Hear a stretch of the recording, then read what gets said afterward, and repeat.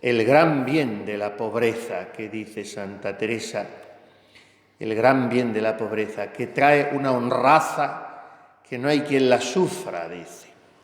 La pobreza trae una honraza, no esa honra, ese punto de honra del amor propio, del prestigio del mundo, sino la verdadera honra del Hijo de Dios, que se conforma con decir: Padre nuestro que estás en los cielos.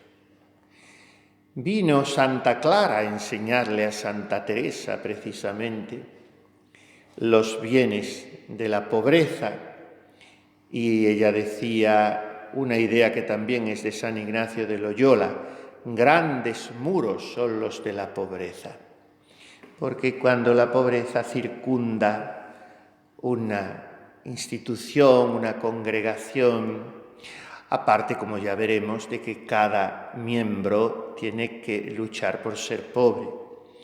Pero cuando la institución está fundada en la pobreza, hay una garantía de pervivencia. Pobreza no es pauperismo. La pobreza en sí misma no solamente es que no tiene valor, es como el dolor. En sí mismos deben ser evitados. La pobreza y el dolor son carencias que deben ser removidas, pero por Dios adquieren un valor inmenso, tanto más que Dios los ha asumido por mí. El Jesús de la Pasión, el Jesús de Belén, el Jesús despojado, el Jesús humillado, es siempre un Jesús pobre que, siendo rico, se hizo a sí mismo pobre para enriquecerme a mí, que soy pobre, con la pobreza suya, que para mí se vuelve riqueza. Y por eso vamos a meditar estos días no tanto en la pobreza material, aunque tiene concreciones, claro, a la hora de aterrizar, sino sobre todo en el espíritu de pobreza, o la pobreza de espíritu, que es desprendimiento del corazón, que es soledad interior y que es también menosprecio del mundo y libertad de espíritu, renunciando a cosas.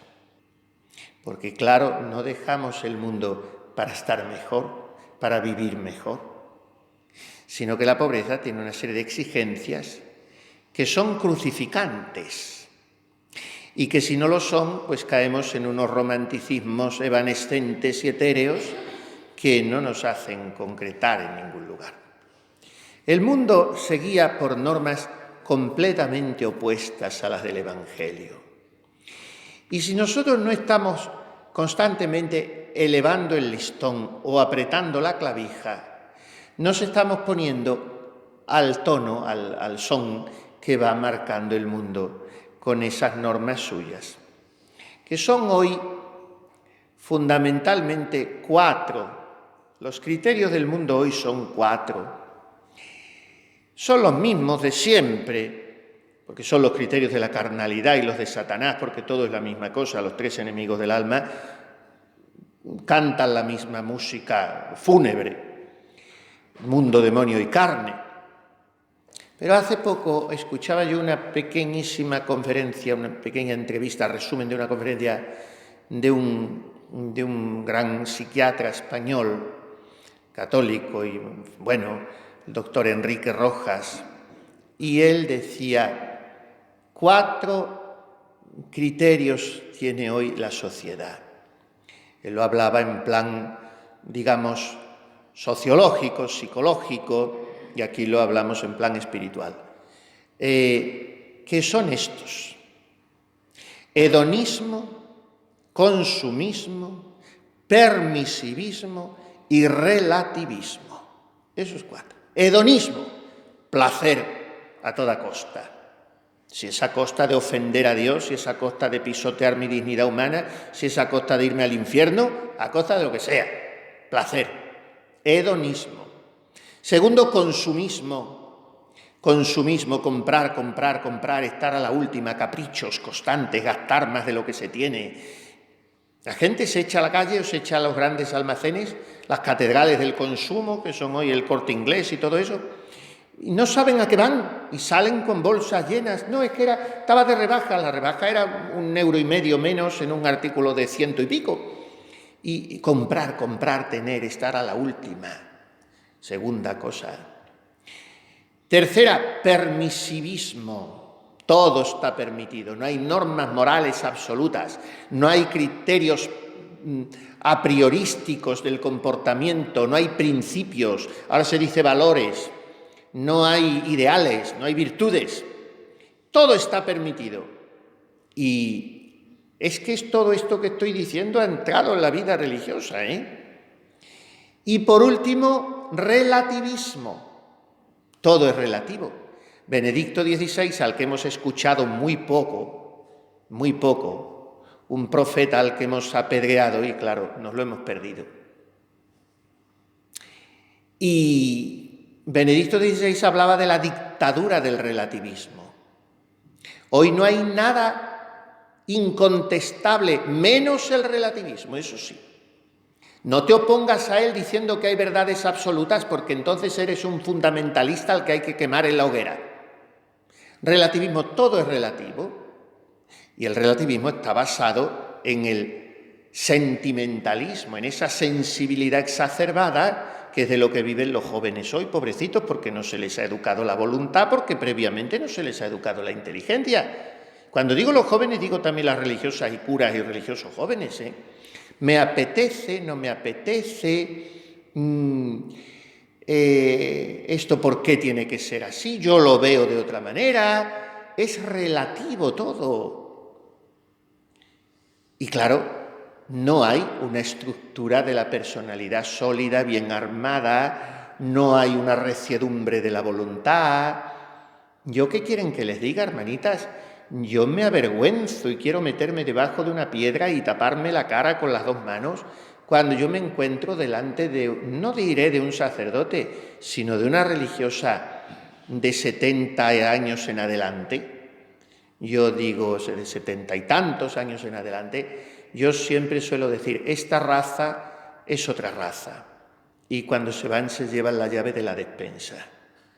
Porque esas edades, ¿será que han pasado una guerra y una posguerra y una pertinaz sequía, como decía Franco? ¿Será que han pasado hambre? ¿Será que han estado en familias de 12 hermanos o 15 o 8? ¿Será que lo que se decía al padre iba a misa? ¿Será que se rezaba en común? ¿Será que traían el noviciado hecho cuando venían al convento de su casa? Pero ahí no había preguntarse esto me gusta, esto no me gusta, sino esto es lo que hay. Y ahí no había decir por qué le tengo yo que decir esto al superior, ni pedir permiso, ni... No. Estas tonterías que tenemos la gente de ahora, eso no se lo planteaban. Y ahí no había crisis de vocación, ni había... No, entraban y eso era a morir y a tragarte la muerte. Si hace frío, si hace calor, si tengo que no dormir esa noche y si tengo... Pues esto es lo que hay, que es la norma principal para ser un hombre o una mujer cabal y un religioso 100%. La norma fundamental es esta. Esto es lo que hay. Y no hay más cera que la que arde. Y si esto es lo que hay, porque yo voy a estar soñando, escapándome. No, esto es lo que hay. Y la penitencia es esta. Cuando el obispo de Tui, que luego fue de Valladolid, don Antonio García y García, le preguntó a Lucía de Fátima, era Dorotea en Tui, monjita Dorotea, luego fue carmelita descalza en Coimbra, y le preguntó, oiga, hermana, es que esto de la penitencia, tanta insistencia de la Santísima Virgen con la penitencia, la gente se asusta, porque claro, penitencia, ¿qué es? Tomar disciplina, dormir en el suelo, ayunos largos. Pregúntele a la Virgen.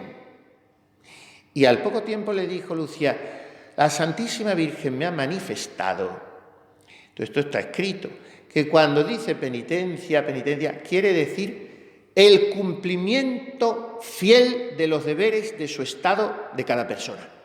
Eso es la penitencia, ni más ni menos. O sea que la penitencia para usted es vivir sus constituciones y obedecer a su superior. Y luego que tal día, el viernes o el miércoles, toma disciplina o no se come el plátano en el postre, eso ya son adornos de la penitencia. Pero de nada le sirve quitarse el plátano ni el flan si luego está haciendo su santísima voluntad y se está escapando de las constituciones y de la pobreza, que es de lo que vamos a hablar un poquito estos días. Por tanto, los criterios del mundo, que se queden para el mundo y que los mundanos se precipiten al infierno con sus criterios, pero los que seguimos a Jesucristo no podemos tener los criterios del mundo porque Él está desnudo en una cruz y cubierto de humillaciones. Y nació pobre y murió pobre.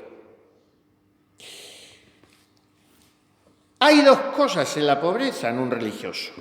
Hay dos cosas, dos niveles, digamos, dos maneras de considerarla. Es el voto y la virtud. La virtud de la pobreza, en un sentido más o menos amplio, pues todos tenemos que vivirla de alguna manera. Porque el que sea, aunque sea un padre de familia, aunque sea un señor pudiente, si es un caprichoso y está dando lugar a gastos superfluos, está pecando. Si no hace limosnas, está pecando. Entonces, la virtud de la pobreza tenemos que vivirla todos. Pero además es que una religiosa tiene el voto. Y un voto es una cosa muy seria, Y el voto no exige que se viva solamente pobremente.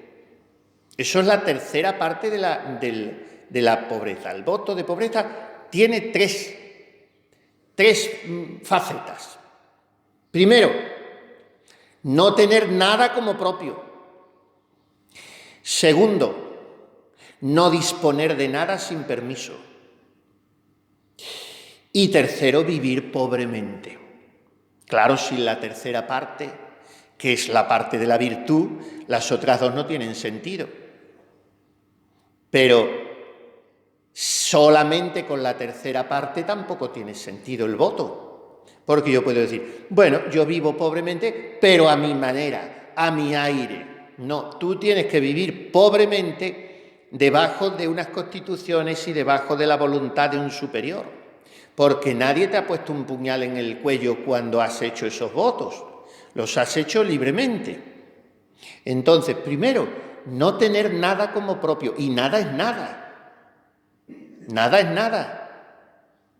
Yo no sé qué costumbres tienen ustedes, ni me importan, pero muchas congregaciones de vez en cuando, o lo que eso, pues tienen que renovar los permisos para usar lo que están usando, empezando por el hábito, que luego se pide de limosna hasta para enterrarse, si se está en condiciones mientras se agoniza. Si se te ha ido ya la chaveta, no puedes pedir permiso de nada más que morirte como puedas.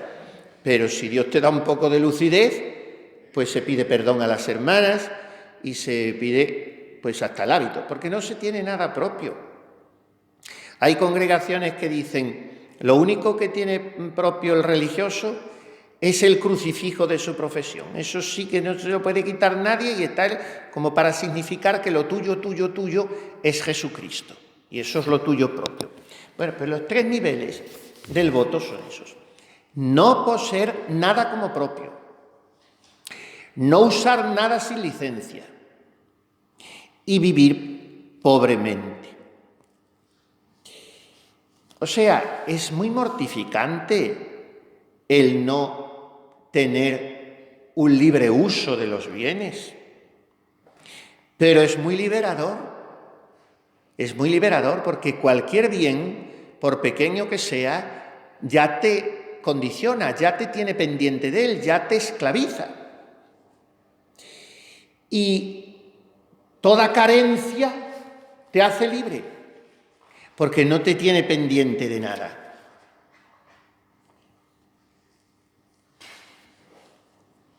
Miren, en una comunidad decía Santa Maravillas de Jesús, ninguna religiosa es indiferente. O calienta el ambiente o lo enfría. O hace que suba el termómetro o desciende. O sea que esto se resuelve en términos de santidad, no en términos de eficiencia. No me sean resultadistas, como se dice ahora. El que vale es el que más resultado da. No. Que vale es el más santo. Ahora, a la hora de superiores, que sean santos y den resultado, claro. Solo que sean santos no ve. Santa Teresa decía que entre un confesor letrado y uno santo, prefería que tuviera las dos cosas, letras y santidad. Pero si no, podía ser que fuera letrado antes que santo. Porque santo tonto hacen santas tonterías. Y el que tiene letras, por lo menos sabe. Y decía, y si no tiene letras, que no tenga ningunas. Medio letrado no lo quiero. Porque los medio letrados se creen que saben. Y el que es tonto de capirote de todo, que no sabe nada, dice, bueno, perdone, voy a preguntarlo. O voy a leerlo en el libro y por lo menos lo busca si sabe que es tonto del todo. Pero si es medio tonto, no lo quiero, que sea tonto entero. Bueno, pues entonces el superior tiene que ser inteligente, que dé resultado y santo. Pero el que más contribuye como miembro de la comunidad es el que contribuye con su santidad. ¿Y qué manera de contribuir con la santidad hay?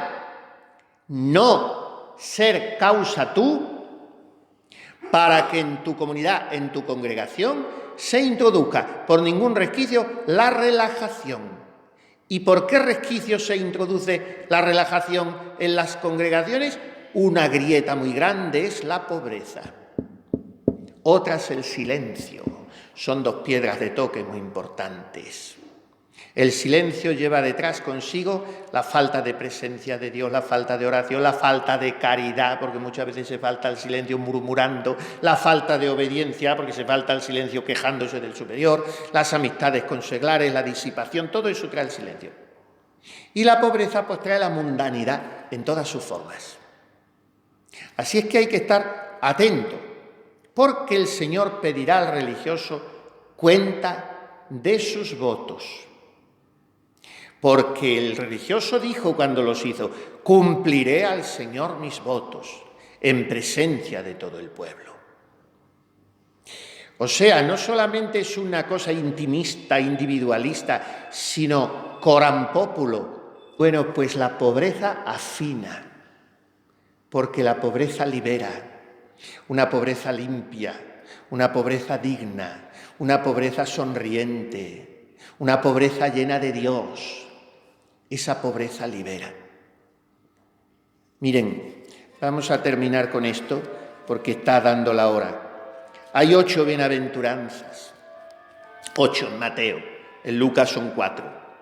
Bueno, pues todas las bienaventuranzas son en futuro. No sé si ustedes han pensado alguna vez esto. Todas son en futuro. Bienaventurados los mansos, porque ellos poseerán la tierra. Bienaventurados los limpios de corazón, porque ellos verán a Dios. Pero la primera bienaventuranza es en presente. Bienaventurados los pobres de espíritu, porque de ellos es el reino de los cielos. La única que es en presente. Y San Lucas no dice ni de espíritu, dice los pobres, se ha acabado. Los pobres. Porque de ellos se comprende que pobres por Dios, porque hay pobres muy ricos y ricos muy pobres, pobres de corazón, claro. Pues será nuestro hoy y ahora el reino de los cielos si somos pobres de espíritu. Esa pobreza pasa por el desprendimiento, en fin, seguimos a Jesucristo y a su madre y a su padre San José, y los 3 fueron bien pobres, hasta que lleguemos nosotros a dormir y a comer tan mal como ellos, y a tener el aire acondicionado y la calefacción y los coches y todo lo que ellos tuvieron, nos hace falta un tramo, ¿eh? De las 8 bienaventuranzas, todas están en futuro, menos la primera que está en presente. Bienaventurados los pobres del espíritu en el espíritu, porque de ellos es el reino de los cielos. Si usted es pobre en el espíritu, de usted es ya el reino de los cielos. Por tanto, nadie duda del gran premio que tendrán, puesto que lo tienen ya, los pobres. Nosotros lo hemos dejado todo y te hemos seguido. ¿Qué premio nos vas a dar a cambio?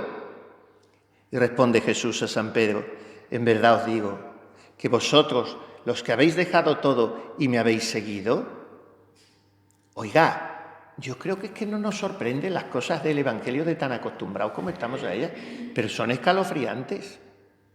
Porque si yo digo, oye, mira, que te da un donativo de 10.000 euros, que me he hecho por ti tantos viajes, que he hecho, ¿qué me vas a dar a cambio?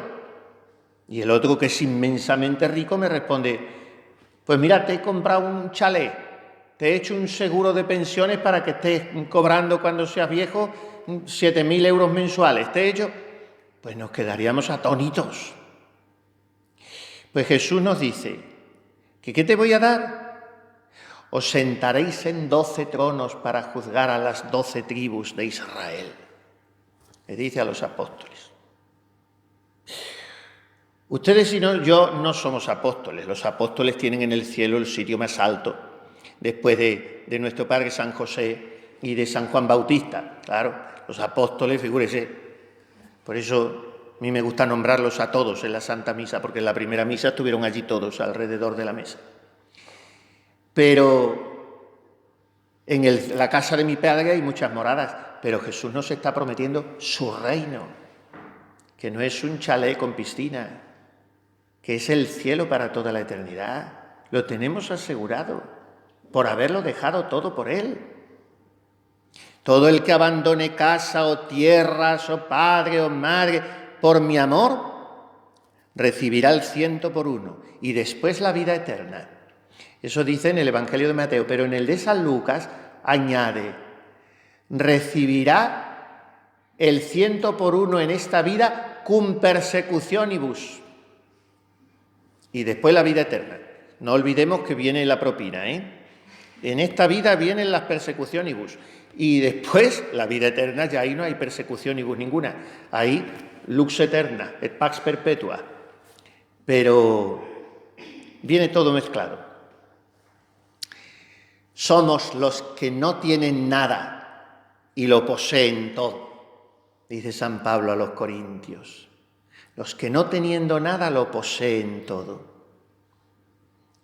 Una religiosa debe vivir así, con esa sensación. Dice Santa Teresa a sus monjas: ¿pensáis que no es linda cosa que pueda desde su pobre celda una monjita de San José enseñorearse de todo el mundo? Y hizo Santa Teresa la fundación de Toledo, le costó muchísimo, muchísimo, porque no había arzobispo en Toledo. Al arzobispo lo habían procesado por hereje, lo habían llevado preso al castillo de Sant'Angelo en Roma y habían puesto de gobernador eclesiástico un canónigo muy empingorotado y de mucho chinchín, don Gómez Tello Girón, y no consentía darle el permiso a la santa y se lo pedía una vez y otra, mandaba emisarios, hasta que ya un día se plantó ella en la iglesia donde sabía que se iba a encontrar con ese hombre.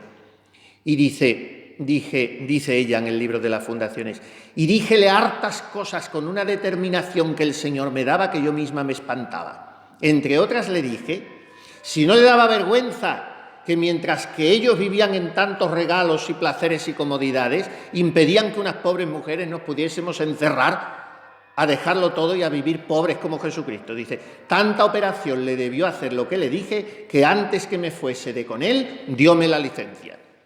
Bueno, pues el don Gómez aquel Tello le dio la licencia, pero ella tenía licencia, pero ni tenía casa ni sartenes. Tenía que pedirle a las vecinas en la casumba donde estaban de prestado, tener que salir a pedirle la sartén y cuando freían las sardinas volver a devolverle la sartén. Y ya al fin se hizo con algunas sartenes y con algunos jergones de paja para poder dormir. En fin, respiraron un poquito. Dice, y un día entro en la recreación y a mis compañeras, que serían en el principio 4 o 5, llevaba a la santa, dice, hallé las mustias. Y les pregunté qué habían y me respondieron, ¿qué hemos de haber, madre? Sino que ya no parece que somos pobres. Estaban mustias porque tenían sartenes, al contrario de nosotros, que nos ponemos mustios cuando no las tenemos. Pues una religiosa que tiene a Dios, lo tiene todo. Es la reina del mundo, porque es esposa del Rey del universo. Nadie duda del premio inmenso de los que dejan todo para seguir a Jesucristo. Ahora, hacerse pobres en lo exterior, dice también Santa Teresa, y no serlo de espíritu, sería engañar al mundo. No serlo de espíritu sería engañar al mundo. ¿Qué es ser pobre de espíritu? Tener desprendido el corazón de todo lo que no es Dios, no solo de las cosas grandes, sino también de lo pequeño. Es espinosa, es crucificante la pobreza, porque te priva de cosas que en principio podrían parecer necesarias. Pero es penoso el apego que hace que el corazón se vaya deseducando,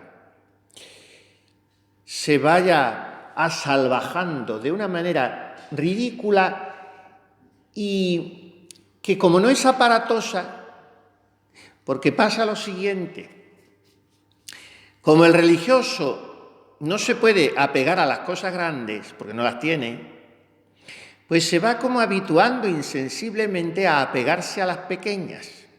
Y como son cosas pequeñas, pues no se registran en la conciencia como algo peligroso. Pero el hábito hace que sea muy frecuente, como muy variopinto, ese apego a las cosas pequeñas. Y esto, claro, paraliza el corazón.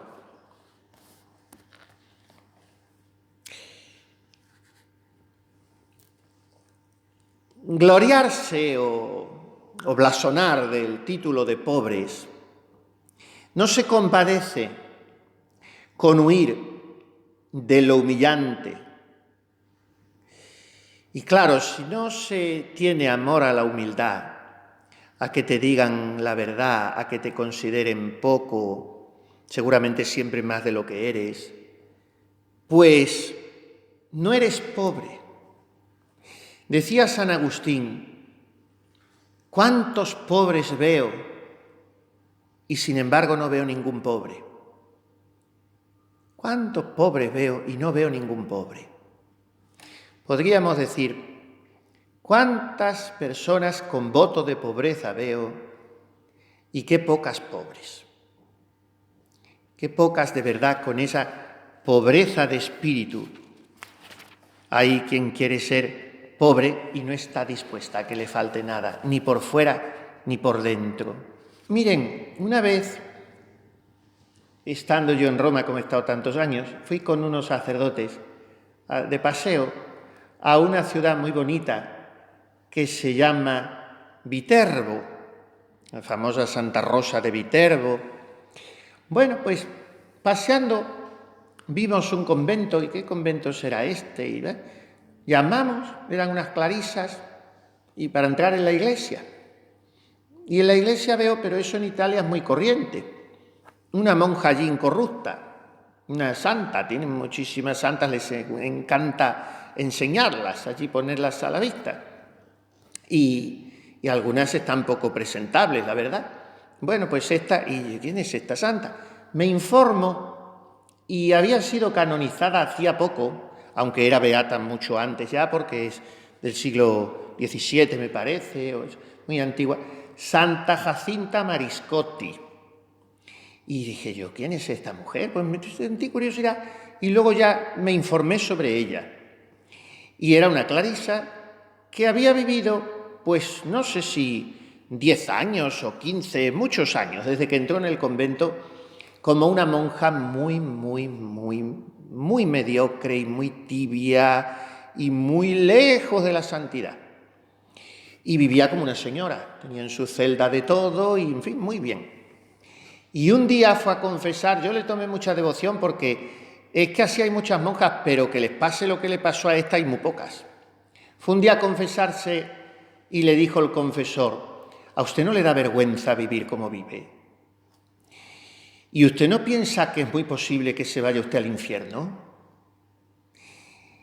Y una monja que tenga el entendimiento embotado y esté relajada, ya es muy difícil que se vuelva para atrás, eso es muy difícil. Bueno, pues aquella monjita, desde aquella confesión, dijo, se acabó. Este padre tiene razón, yo me voy a condenar. Yo estoy siendo una monja espantosa. ¿Y qué hizo lo primero de todo? Luego ya se dio a la penitencia, a la oración, a todo. Pero lo primero de todo, dijeron las monjas del convento, ¿qué le pasa a esta? ¿Pero qué le ha pasado? Porque lo primero salió del confesionario y se puso a vaciar la celda, a vaciarla. La dejó vacía. El jergón y la cruz. Y eso fue para las monjas la garantía de que se había convertido. 4 niveles de la virtud, de la vivencia del voto de pobreza, pero no tanto desde su aspecto jurídico, legal, sino de virtud. El primer nivel es el mismo que el otro, no tener nada como propio, porque si empiezo teniendo cosas propias ya empiezo mal. San Francisco de Asís, el gran amador de la dama pobreza, que se enamoró de Cristo pobre, nunca dice el voto de pobreza. Dice vivir según la norma de vida del Santo Evangelio, o sea, en castidad, obediencia y sine proprio. Dice él en italiano y Santa Clara también. Y ellas no dicen las clarisas que tienen 4 votos, castidad, obediencia y pobreza y clausura. Otra cosa es cómo lo vivan, pero tienen el voto, clausura también por voto. Lo que no tienen las carmelitas descalzas, con lo que era Santa Teresa de la Clausura, que la aprendió de Santa Clara. Pero las clarisas tienen por voto la clausura.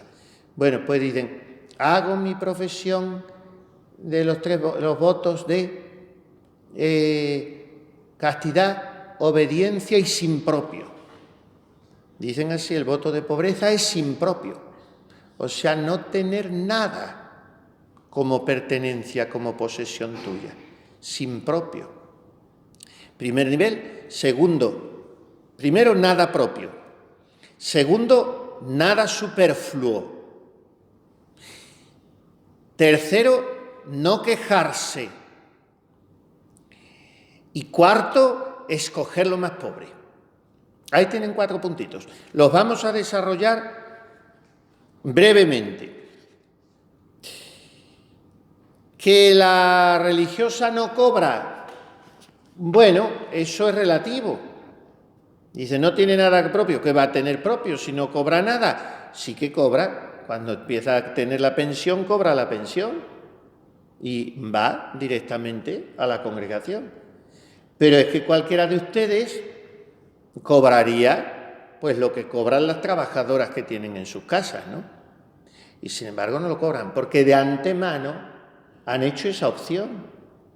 Si eso no lo hacen por Dios y no están constantemente elevando el espíritu y purificando la intención, pues son ustedes del género tonto, porque entonces son fregadoras o cuidadoras sin sueldo.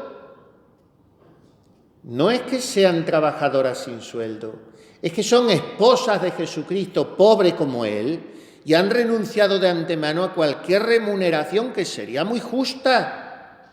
Sería justa porque ustedes le están ahorrando al Estado muchísimo dinero y el Estado no les está pagando por eso.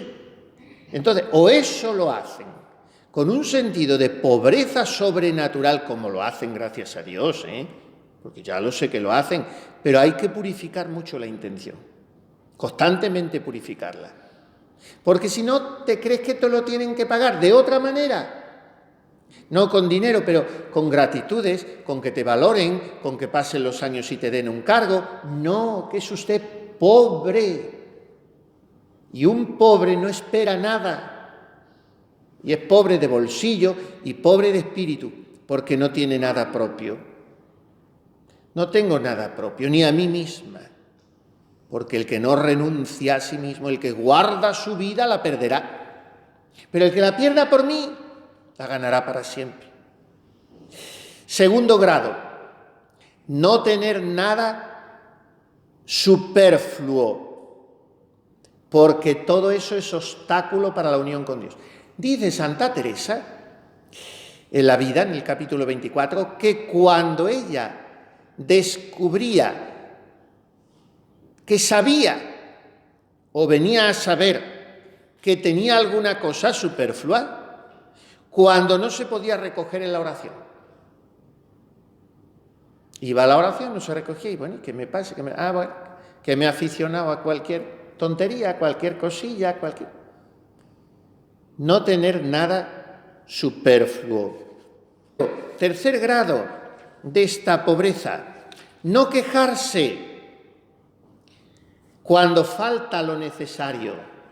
A ustedes yo creo que lo necesario no le falta, pero sí puede que vayan a hacer una cosa o vayan a un servicio y no tienen el instrumento que en ese momento les hace falta. Bueno, las casas de ustedes tienen de todo, porque es que tiene que ser así teniéndolo en común, pero que tengan facilidad para todos los trabajos. Para eso ustedes tienen un sentido práctico muy grande y tienen todo muy bien organizado y muy bien da gusto.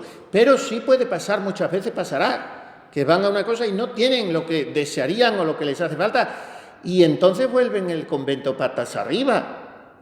Y la pobre superiora tiene que... No te quejes. Miren, hijas mías, hay una receta que te pone en peligro inminente de ser santo. ¿Qué es esta? No quejarme nunca, ni de nada, ni de nadie, ni de mí mismo, ni por fuera, ni por dentro. Lo de San Francisco de Sales, nada pedir, nada rehusar. Que da mucha libertad eso. Y el cuarto grado de la pobreza, hemos dicho los tres, no tener nada propio, no tener nada superfluo, no quejarse, y el cuarto grado, escoger lo más pobre. En la comida, en todo lo que tengas más o menos libertad de escoger, que cuanta menos libertad, mejor señal, porque es que ya te lo dan, y no lo tienes que escoger. Pero muchas veces se puede escoger. Pues si puedes escoger el trabajo para mí, el descanso para mi hermana, la manzana buena para mí, la más porraceada para mi hermana, y así todo. Y así todo. Y eso son dos cosas en una, o tres. Eso es pobreza, eso es mortificación y eso es caridad fraterna. Tres virtudes en una. Virtudes domésticas pedimos en la oración colecta de la fiesta de la Sagrada Familia. Concédenos sus virtudes domésticas y su unión en el amor. Pues la pobreza trae consigo muchas virtudes domésticas. La pobreza facilita la vida comunitaria enormemente, porque la pobreza nos hace simples de espíritu, descomplicados. Claro, la pobreza material, que es fruto de la pobreza espiritual. Bienaventurados los pobres de espíritu. Vivamos así. Y ustedes que tienen una vida muy comunitaria, que en principio tienen pocas escapatorias de buscarse a sí mismas con cosas, pero al cabo de la vida puede haber muchos subterfugios, en fin, hay que evitar todo eso y ser sencillos por dentro, fáciles, manejables en el buen sentido de la palabra. Y eso es también producto de la infancia espiritual. Si no volvéis a ser como niños, no entraréis en el reino de los cielos. Los niños no están preocupados de tener y de tener lo mejor, de que no le falte esto, de que no, ya sabe que su padre se cuida de ellos y ya está, y descansa en su padre. Pues nosotros también. Y en la vida religiosa, como digo, eso simplifica. Pensemos en la Virgen Santísima hoy, día de la Encarnación, recibiendo la embajada del ángel. ¿Cómo estaría vestida? ¿Cómo sería su habitación? ¿Qué habría comido ese día o qué iba a comer? Porque eran las 12, pues estaba a punto de comer. ¿Qué iba a comer la Virgen Santísima toda su vida? Un poquito de papilla de maíz o de cualquier cosita, y allí no había mucho más. Desde luego carne, ¿no? Pescado de vez en cuando, porque allí estaban los lagos aquellos cerca. Pero ¿cómo comió nuestro Señor toda la vida y la Virgen y San José? Muchísimo más pobremente que nosotros. ¿Dónde va a parar? Nosotros estamos en el restaurante Ferrari. ¿Y cómo durmieron?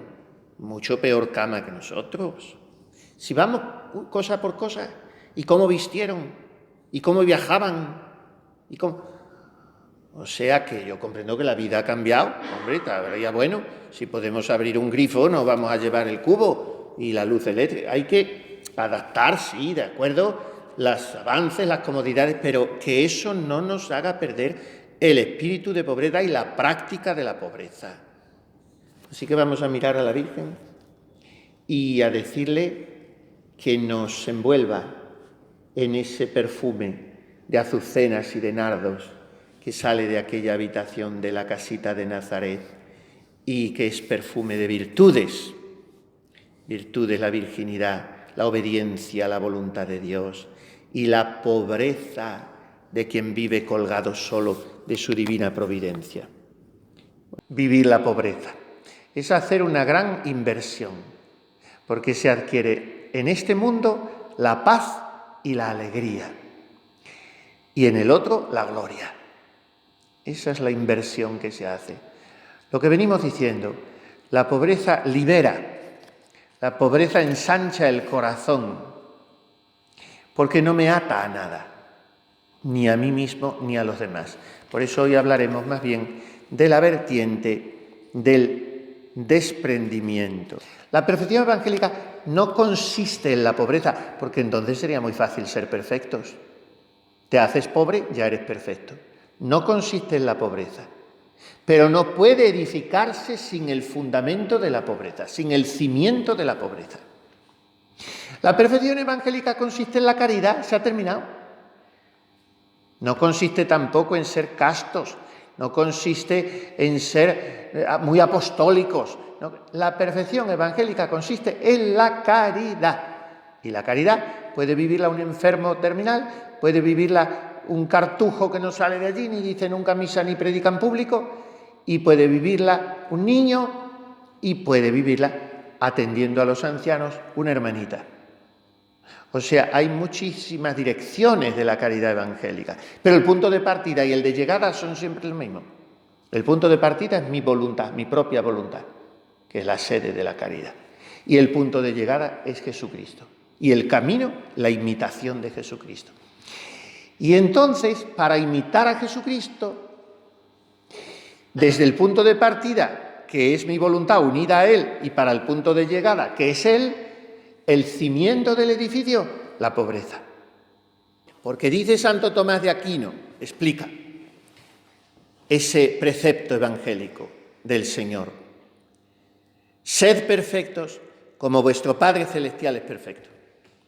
Eso no nos obliga aquí y ahora a ser perfectos ya y totalmente, porque si eso obligara así, todos estaríamos en pecado mortal. Todos. Fuera de la Santísima Virgen. Ese mandato obliga a tender permanentemente a la perfección, a que no arriemos la bandera del deseo de ser perfecto, de poner los medios y de ejercitarnos en las virtudes que nos conducen a la perfección. Luego nos quedaremos donde podamos. Ser perfectos, cuidado con esto, hermanitas, no es ser perfeccionistas. Los perfeccionistas son insoportables. Y los perfeccionistas quieren enmendarle la plana a Dios. Y los perfeccionistas se piden a sí mismos más de lo que Dios le pide. Ser perfectos es tener la mirada en Dios y decirle, mira lo imperfecto que soy. Seré perfecto en la medida en que tú me tomes en tus brazos y me arrimes a tu corazón. Y a eso nos ayuda la pobreza, porque la pobreza nos despoja de nosotros mismos y nos da en este mundo alegría y paz, y en el otro gloria. Esto es lo que pone de manifiesto y subraya la Santa Madre en muchísimas de sus cartas. Las hermanitas están alegres viéndose pobres. Una cosa no impide ni obstaculiza la otra. Y si no lo descubren en el primer momento las hermanitas, ella las estimula a que lo descubran. No se apuren porque hayan encontrado pobreza. Antes deben alegrarse, como dicen nuestras reglas. Luego Dios nuestro Señor ya pone remedio y proporciona las almas buenas para que socorran las necesidades. Por lo regular, los principios siempre son con pocos recursos, pero luego, si las hermanitas son buenas y observantes de las reglas, Dios nuestro Señor las bendice y les da por donde menos esperan. No se desanimen por eso, que Dios proveerá. Y como condición para atender a la perfección, tiene que haber desprendimiento. Y aquellas 4 huérfanas pobres que dejó sola la Santa Teresa en Ávila, cuando ella volvió y dice: madre, si no sabemos ser monjas, no sabemos hacer oración, enséñenos a hacer oración, escríbanos algo para que aprendamos a hacer oración. Y ella, que tenía allí más tiempo, tuvo 5 años, los 5 años más descansados de mi vida, dice, porque luego empezó el traqueteo de las carretas y los caminos, pues dice: me voy a poner a escribir para estas pobres, y le salió nada menos que el camino de perfección. Y el camino de perfección tiene 2 partes. En la segunda parte comenta el Padre Nuestro, y es donde las enseña a hacer oración. Pero la primera parte de oración nada. Dice: me habéis pedido algo para que os enseñe, pues os voy a enseñar sobre 3 virtudes, porque para hacer oración hacen falta virtudes. La oración sin virtudes es mentira. Es un falso misticismo fantasmagórico de Alicia en el País de las Maravillas o de Antonita la Fantástica. No, oración sin virtudes no. Y ella les dice: solas 3 cosas os voy a pedir, solas 3 cosas. Amor de unas con otras, desasimiento de todo lo criado y humildad verdadera, que aunque la digo a la postre, es la principal y las abraza a todas. Estas 3 virtudes fundamentalísimas en la vida religiosa. Amor de unas con otras. Si no se quieren ustedes, hemos terminado. Ni ancianitos, ni constituciones, ni rezos, ni campanas, ni órganos, ni alfileres, ni nada. Si no se quieren ustedes, todo es inútil. Amaos como yo os he amado. Eso es lo principal y fundamental. Quererse. Y que si otra está mala, te duela a ti y lo ayunes tú porque ella lo coma. Y no se te dé nada perder tu devoción por atender a la enferma. Todo eso le dice Santa Teresa a su monja. Amor de unas con otras. Que son una familia, ustedes. Que no son extrañas, que han venido cada una de un sitio, de su padre y de su madre, pero resulta que son hermanas. Todavía más tierno, hermanitas. Así es que amor de unas con otras. Tercero, humildad verdadera, porque abraza todas las virtudes. Pero en medio les ha puesto una cosa: desasimiento de todo lo criado.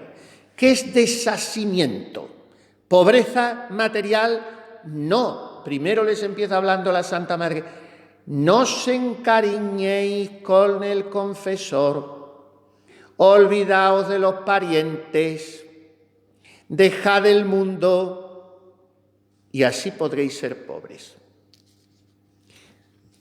Dice el Señor, es muy duro, en el Evangelio de San Lucas 14:26, el que no odia a su padre y a su madre no puede ser mi discípulo. En el sentido de aborrecer, de no estar apegado, de no estar acordándote todo el día.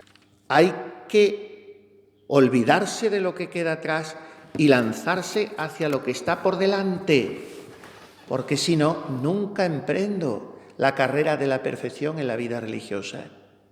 Nunca la emprendo. Eso es el desprendimiento. El que deja casa, padre, hijos, hermanos, por mi nombre, recibirá el 100 por 1.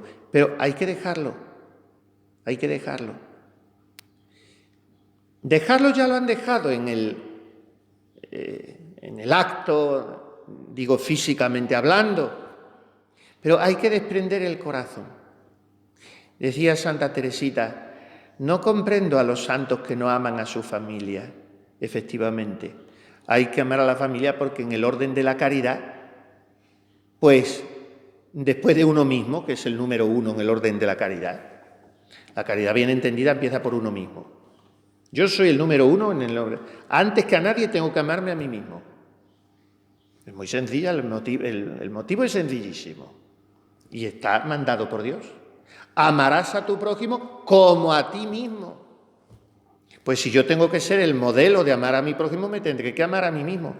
No en el sentido egoísta de amor propio, no, sino mirar por mi bien espiritual antes que ninguno. Miren ustedes, ahí está esta gradación. Entre el bien material del prójimo y el bien material propio, tengo que preferir el del prójimo. Que yo ayune para que el otro lo coma, como harán ustedes tantas veces. Desprecian su tiempo, su comodidad, su descanso por los ancianos. Entre el bien material propio y el ajeno, está antes el ajeno. Entre el bien espiritual ajeno y el bien material propio, está antes el bien espiritual ajeno.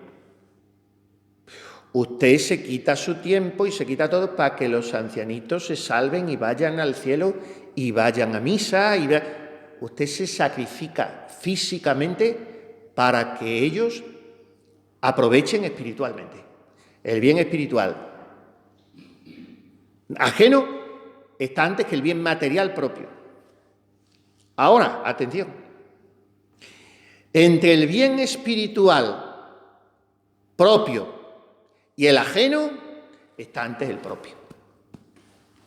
Claro, yo tengo que buscar el cielo para todo el mundo y la santidad para todo el mundo, pero no a costa de quedarme yo en tierra, como el capitán Araña, que manda a la gente y se queda en España. No, yo tengo que buscar el bien espiritual propio. Yo no puedo pecar para que el otro se acerque a Dios. Por tanto, este es el sentido de esa máxima. La caridad bien entendida empieza por uno mismo. ¿Amar a la familia? Sí, buscando su bien espiritual. Pero no añorando su situación material que yo ya abandoné. Porque eso no es amor a la familia, eso es amor propio de mi bien material. Y hay que saber olvidarse. ¿Que me gustaría estar en este momento con la familia, que me acuerdo, que me gustaría charlar? Pues sí, es humano, se comprende, son los míos, pero yo he dejado todo eso por Cristo y todo eso tengo que traducirlo en mortificarme y rezar mucho por mi familia, para que se salven. Te vienen muchas madres o padres, ¡ay, por Dios, qué pena que mi hijo no se coloca, que no tiene trabajo, que está tal, que te cobra muy poco! Bueno, ya lo siento, pero ¿su hijo de usted cómo está viviendo? No, él se separó, está con una chica muy buena. Bueno, ¿y por qué no se preocupa usted tanto de evitar que su hijo vaya al infierno porque está viviendo un pecado mortal?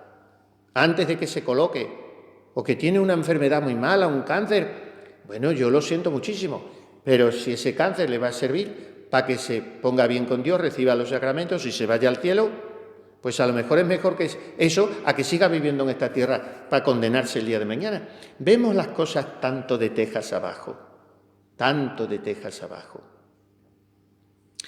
Yo no entiendo qué consolación es la que dan los deudos, dice Santa Teresa, los deudos, ella dice los parientes. Yo no entiendo qué consolación es esta que dan los deudos, sino solo para nuestro sosiego y descanso. De sus recreaciones no podemos ni es lícito gozar, y sentir sus trabajos sí, y algunas veces más que los mismos.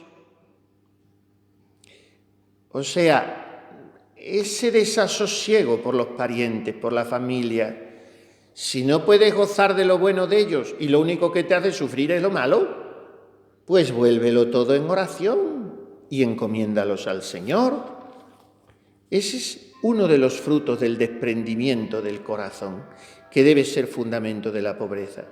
Hay muchas religiosas que nunca terminan de romper esos lazos de apego carnal, no digo de cariño santo que hay que tener a la familia, sino esa dependencia, esa nostalgia, todo eso que, como he dicho ya, no te favorece nunca, te impide siempre centrarte e integrarte en tu propia comunidad. Por tanto, desprendimiento, y el que pone la mano en la mancera y mira para atrás no es digno de mí. Tú ya un día pusiste la mano en el arado, deja que los muertos entierren a sus muertos, porque si es que además tú ya no haces falta. De manera que, ¿cuál es su familia? ¿Y para quién tienen que procurar, en fin, todo lo bueno que pueda venir, para la congregación, para la comunidad?